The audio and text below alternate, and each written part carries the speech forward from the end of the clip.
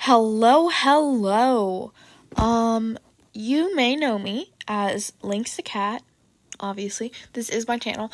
But I've decided to try and do a podfic, which is new to me. So I apologize in advance if there are, if the audio quality isn't the best, or if I make mistakes. I'm sorry. I recorded this all in one take. What doesn't kill you really should have. By Orphan Account. Summary. Everyone has their guilty pleasures and deepest secrets. Something they can indulge themselves in without prying eyes. Something that if other people ever found out, they would immediately self-destruct in embarrassment. Izuku keeps his locked in a compartment below his desk. It's just his luck there's suspicion of a traitor floating around the school, and that the principal has ordered full room inspections. Alternatively, Izuku reads BL and was planning to take this to the grave. I'm going to kill myself. Izuku had fascinated himself with all kinds of stories ever since he could remember walking.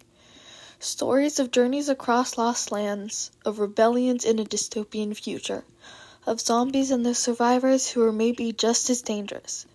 He read fiction stories of heroes that existed before quirks did, and non-fiction biographies of the heroes they had now.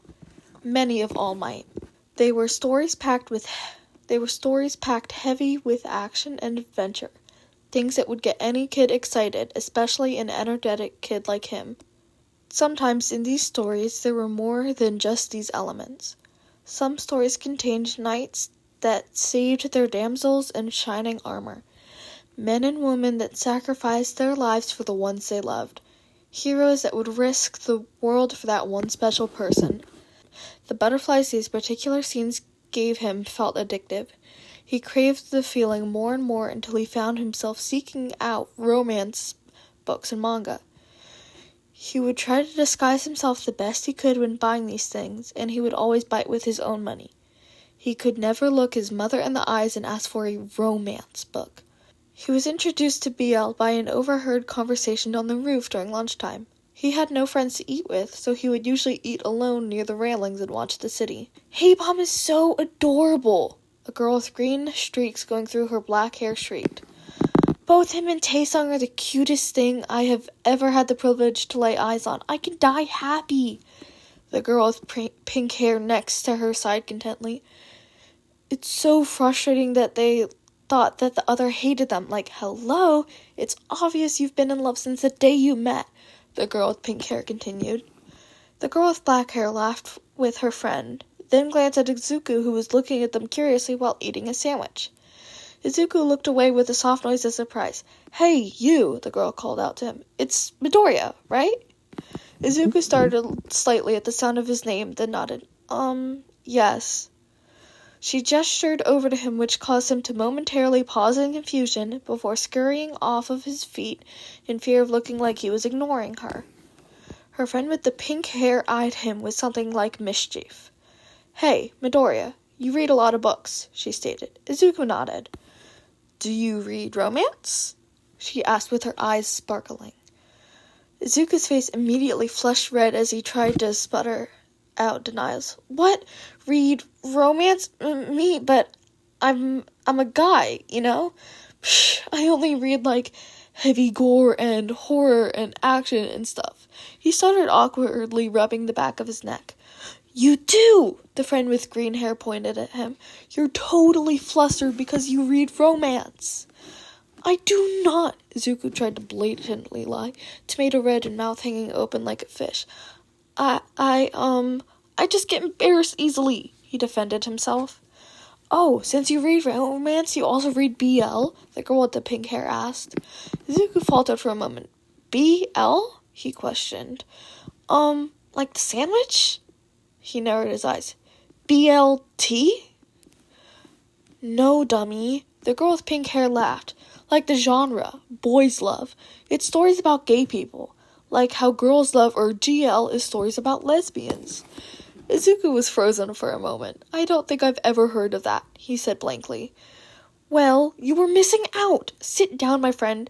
Let us introduce you to Heaven. The girl with green streaks gestured for him to sit. What's your number? This is going to take longer than one lunch period. This is how Izuku made his first, kind of, friends. The girl with green streaks was named Lunesta Akita, and the girl with pink hair was called Fima Remiko. Sorry if I butcher that. That lunch period, they showed him many different BLs. Cute ones, dramatic ones, scary ones, and ones that he will never say the name of. They spent at least 10 minutes explaining what the Omegaverse was to him, and he still didn't understand what the hell they were talking about. They put him into a group chat where they gave him recommendations and talked about the stories they were reading.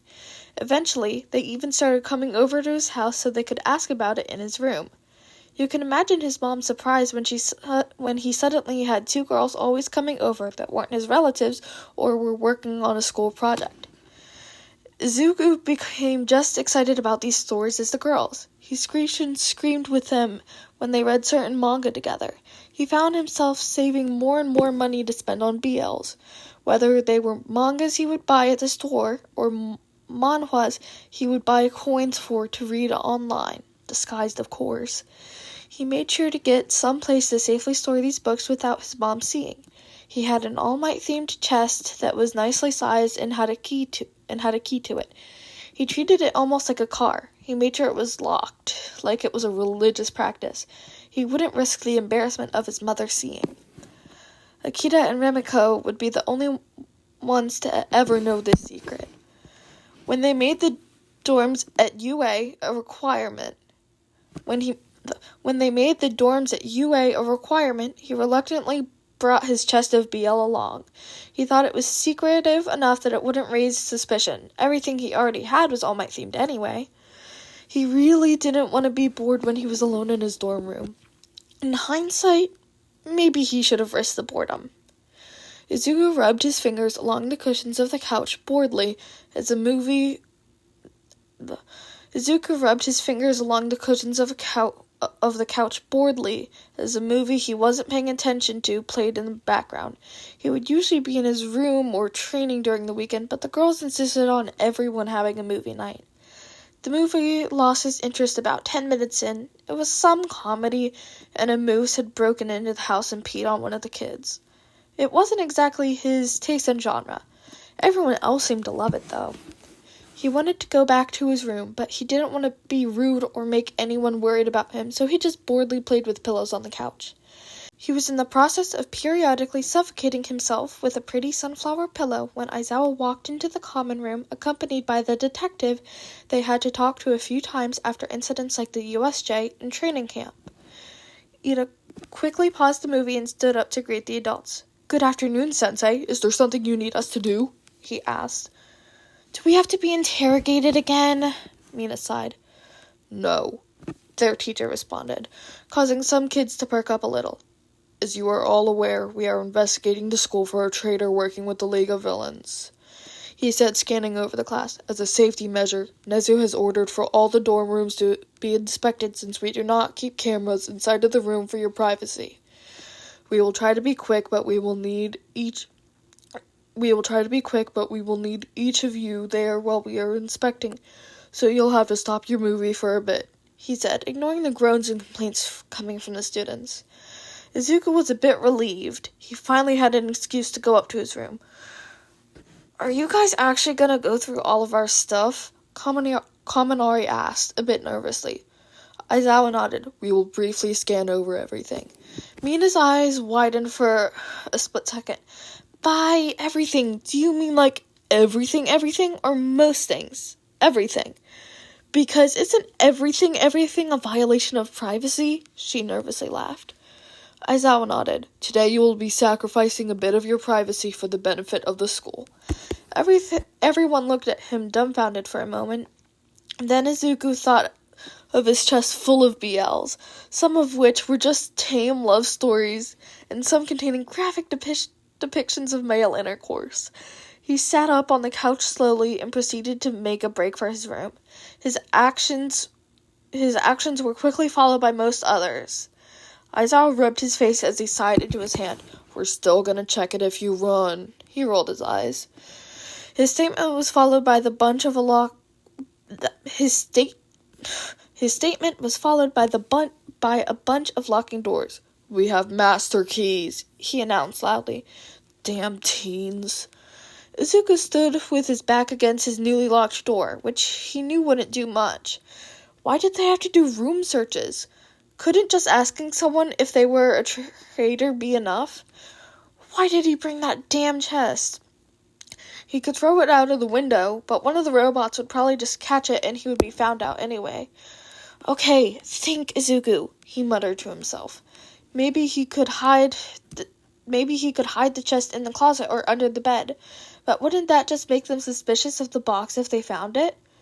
He could maybe hide it in the bathroom. Would they check the bathrooms? Izuku sighed into his hands. Why wouldn't they check the bathroom? A brief thought passed of eating the books, but that was impossible. What if he destroyed it with One for All? That would probably cause a bigger mess than he wanted to clean. For a moment, he was at a loss. Then he thought of the key. He was the only one who knew where the key was and what it looked like. If he kept it on him and pretended he just couldn't find it, maybe they'd dismiss the chest? It was unlikely, but it was the best thing he could think of at the moment. Izuku hurried to a drawer in his desk where he kept a few other trinkets and his key to the chest. He worried his lips while deciding the best place to put it before deciding to stuff it in the inside of his house shoe under his foot.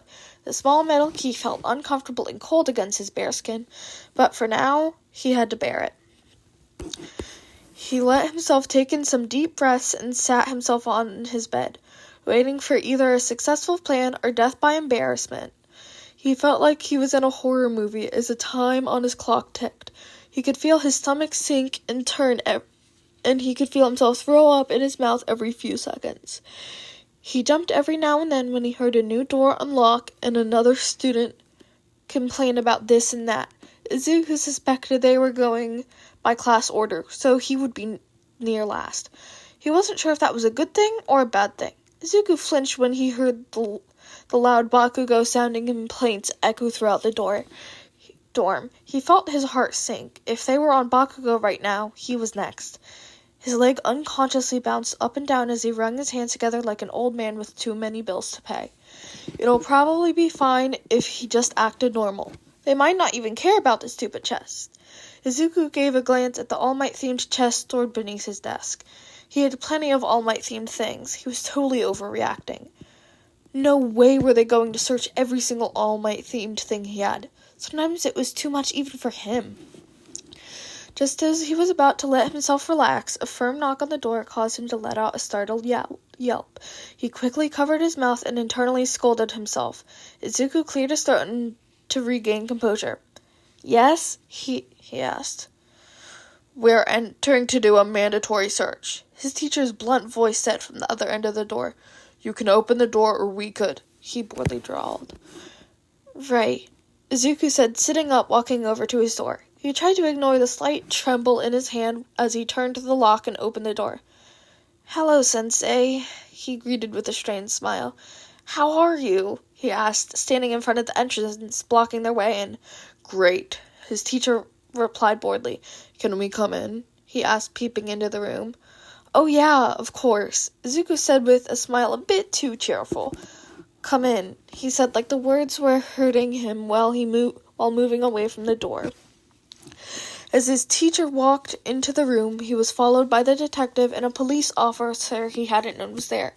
They seemed to have a momentarily shocked delay at the sight of All Might's face plastered on every wall. Normally, Izuku would feel embarrassed, but he was too busy internally freaking out about his chest of BLs to think about how obsessed with All Might he seems. This shouldn't take too long, the detective stated. Officer Maki here has a quirk that allows for him to scan rooms. It lets him see everything except things in closed compartments, so those are the only ones we'll have to physically check. Izuku nodded, before fully processing what the detective had said. That's such a useful quirk for police work, Izuku said with stars in his eyes. Being able to scan the scene before tampering with things makes it easier for a completely accurate analysis of the seen, he rambled off. I bet you could be a great hero, too, he said, vibrating with eagerness. What's your quirk called? He asked excitedly. The officer seemed taken aback. It's called Inspect, he answered. You'll be able to ask him questions after he does his job, his teacher said, before Izuku could hound the police officer. Carry on with the inspection, he told the officer. The officer nodded and took off a pair of glasses Izuku had just realized he was wearing. Before he knew it, a faint green glow had enveloped the room, the source seeming to be from the officer's eyes. The officer did a slow 360-degree spin before the green light disappeared. Izuku was about to comment on how cool that was when a piece of paper seemingly printed from the officer's stomach, which he handed to the detective. Whoa, Izuku mouthed, staring at the piece of paper. The detective examined the paper for a moment before nodding and handing it back to the officer. The officer then put it in a folder that had similar pieces of paper in it. So far, there's nothing out of the ordinary. We'll be out of your hands after we check your drawers, your desk, and your storage container underneath it. Okay. Izuku nodded before realizing what storage container underneath his desk they were talking about. Before he could even react to the realization, they were already opening his drawers and sifting through his clothing. He would have felt embarrassed about them seeing his All Might underwear if he hadn't been panicking about the storage container. Before he knew it, they were onto his desk, opening the small drawers and inspecting his trinkets. Tsukauchi directed a confused frown to the beheaded All Might figure he had in the corner of a drawer. He kept it there because he was too attached to throw it away. He also had a bunch of other weird things in there that he couldn't care less about at the moment. He managed to speak out right before they went to inspect the All Might chest. Oh, there's no need to search that. It only has books and stuff in it, he said, trying not to seem nervous. The officer and his teacher looked to the detective. That registers as the truth, but we'll need to check everything regardless, the detective said apologetically. Well, I don't think it's that important, he said, rubbing the back of his neck and scrunched his face up like he was hurt. I mean, I'm sure you guys have more pressing matters to attend to. It'll only take a moment. The detective smiled kindly, reaching to pull the chest out from under the desk. Izuku started tapping his foot on the ground, a nervous tick he had that didn't go completely unnoticed by his teacher. Okay. He didn't have to completely freak out just yet. It was locked, and if he didn't say anything, no one would know where the key was. His teacher looked at the All Might-themed chest with only a bit of distaste. He tried to open it before noticing it had a keyhole. Where's the key to it? His teacher asked, poking at the lock. The key? Izuku repeated, looking around the room slowly. Yes, the key. His teacher blankly stated. It was in my desk drawer earlier, Izuku said as if he were confused. He had to be careful about what he said with the lie detector being in the room. After a nod from the detective, his teacher walked over to the drawer and began rummaging through his trinkets. After a bit of clanking things together and turning things over, his teacher looked back to him. It's not there, he stated. Izuku furrowed his eyebrows in fake confusion. Huh? That's weird. I swear I saw it earlier, he said, subconsciously tapping the side of his leg. Well, guess there's nothing to be done. Where was the last place you put it? His teacher asked suddenly, a bit suspiciously. This wasn't a question he could easily respond to without being caught in a lie. Huh? Sorry, repeat that, he said, looking around and desperately trying to keep himself from sprinting out of the room. Where was the last place you put it? His teacher repeated, staring at him unimpressed. Izuku avoided his gaze. Earlier it was in my... That wasn't what I asked, his teacher cut him off. I asked where the last place you put it was. You're avoiding giving a straight answer.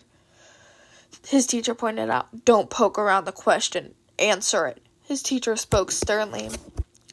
Yeah, sorry, Sensei. The last place I put it... Well, I can't really remember it too well. Sorry. Izuku said with a forced smile, which immediately dropped when he saw the detective shake his head. "That is a blatant lie," the detective stated, as if Izuku wasn't aware of this fact. "Oh, really?" Izuku asked, his voice starting to get a bit high and his hands starting to get sweaty. That's weird." He awkwardly laughed, voice progressively getting higher. "Where is it?" the detective asked, starting to look at Izuku suspiciously. "Where's what?" Izuku asked, putting on a confused face. "The key," the detective stated. What key?" Izuku said, acting if he were thinking really hard about the situation. I don't remember a key," he said, nervously licking his lips. Okay, we don't have time for these games," his teacher said before encasing him in his capture weapon. Izuku yelped a bit as he was pulled off of the floor, and his slightly too big slippers fell off his feet. As they hit the floor, the key also spilled out with a loud clank as it hit the floor. For a moment, Izuku cursed his procrastination of getting new, better-fitting slippers. Before anyone could even react, Izuku powered up a bit of One for All to escape from the capture weapon and grabbed the key. He hid it behind him as he backed himself into a wall. "Why can't you guys leave it alone? It's none of your business what I keep in my own property," he said, a bit irritated. "This isn't a good look for you, Midoriya," his teacher said, starting to regard him with a certain level of caution. "Give me the key," his teacher demanded, slowly walking over to him. "No," Izuku said, keeping a cautious eye on everyone in the room. "What are you hiding?" his teacher asked, still slowly making his way to Izuku. "I promise it doesn't concern you," Izuku said, keeping the key pressed tightly against his back. "You're making all this trouble for no reason." "There won't be any trouble once you give me the key," his teacher said, activating his quirk and speeding towards Izuku. Izuku shrieked, and in a panic, stuffed the key in his mouth. His teacher froze and stared at Izuku, who had his hands clamped over his mouth and his eyes wide in a shocked expression. He wasn't sure that was what he wanted to do. What you're hiding must be important then," his teacher said, looking at him with distaste. "To go to such lengths to hide it. I can't stand dishonesty." His teacher frowned, "Especially from my students." Izuku felt kinda bad and wanted to say something, but he had a key in his mouth, so he just shrugged. His teacher did not like the way he just shrugged, because it looked like he wanted to tackle him. Izuku didn't care about his teacher being mad at him, as long as no one saw what was in the chest. I was being nice, but I don't really need the key," his teacher said, walking away from him and back towards the chest. Izuku watched in confusion before seeing his teacher ball up a fist. Izuku wasn't fast enough, and a hole had already been punched into where the keyhole used to be. The chest collapsed on itself, and the contents of it came spilling out. On top of all of the other BLs, the one that was center view literally had to be one of the most graphic and sexual cover pages known to man. Literal gay intercourse happening on the cover page because there is no God. Izuku sunk to his knees and covered his face in embarrassment. "Fuck me, fuck my life. I hate everything. I'm gonna kill myself. Swan dive off of some stupid roof," he cursed. "I hope my next breath is my last," he whined, sinking completely into the floor. "I'm running away, never showing my face again." His whole body was hot pink in embarrassment. He had never wanted to disappear so badly in his life. Are you joking? You were acting all suspicious over this?" his teacher said, exasperated. Izuku just nodded into the floor. "I thought you were hiding something traitorous. I was ready to have you handcuffed, you brat." His teacher sighed. "I think I'd take rotting in jail for eternity over this," Izuku said, voice muffled by the floor. "And it's all books of..." His teacher drawled off, then chuckled slightly. "Wow, I guess everyone has their special interests," he said, like he was trying not to laugh, then busted out laughing anyway, which was quickly joined by the detective and the officer. "My daughter has that one," pointing at something Izuku dared not to look up and see. "Can you leave?" Izuku ass, still trying to suffocate himself with the floor. Aizawa was still laughing and had to compose himself before answering. Yeah, we've still got a couple more rooms to check, he said. Sorry about your chest. I'll buy you a new one. It'll be bigger so you can read even more stories. His teacher lightly poked fun at him. Izuku only responded by trying to bury himself deeper into the floor. Even after they left, he probably stayed on the floor for another 2 hours. He'll never be able to look his teacher in the eyes again. He hoped somehow he'd be struck by some memory-erasing quirk so that he could forget all of this for the rest of his life. Yep, I'm going to kill myself. Alright, so that fic was absolutely wonderful. It was also my first time reading it, and this is my first podfic. I'm sorry if I stumbled. But I had a great time. I hope you guys enjoyed. Make sure to take your meds if you have them. Take vitamins if you have them.